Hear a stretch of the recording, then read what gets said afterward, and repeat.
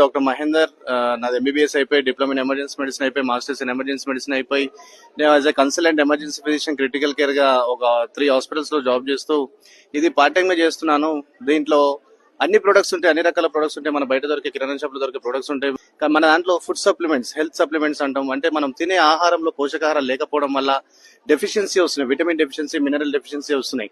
ఎందుకంటే మనం correct food తినట్లేదు. ఎందుకంటే అది ఏమైపోయింది అంటే కలుషితం అయిపోయింది, పాయిజన్ అయిపోయింది, పొల్యూషన్ అయిపోయింది, ఈవెన్ ఎయిర్ పొల్యూషన్ అయిపోయింది, వాటర్ పొల్యూషన్ అయిపోయింది. మనం తాగే నీళ్లు కూడా కల్తీ అయిపోయినాయి, ఫుడ్ తీసుకునే ఆహారం కూడా కల్తీ అయిపోయినాయి. కొన్ని ఫ్రూట్స్ తిందామా అంటే ఫ్రూట్స్ కూడా కల్తీ అయిపోయినాయి. వేసే పంటలలో ఇన్సెక్టిసైడ్, పెస్టిసైడ్స్ రావడం వల్ల మనకు డెఫిషియన్సీ అనేది వచ్చేసింది. సో మనకు పోషకాహారాలు లేకపోవడం వల్ల మనము రోగాన పడుతున్నాం. అందువలన మన కంపెనీ మనకు పోషకాహారాలు ఉండే మంచి క్యాప్సూల్స్ ని, హెల్త్ సప్లిమెంట్స్ ని, అంటే హెల్త్ ని సపోర్ట్ చేసే సప్లిమెంట్స్ ని మనకి ఇస్తుంది.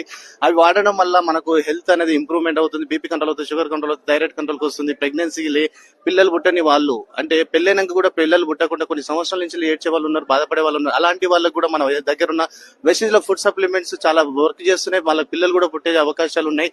సో గైస్, నిజంగా వెస్టేజ్ చాలా గొప్పది, చాలా మంచి ఆపర్చునిటీ మనకు.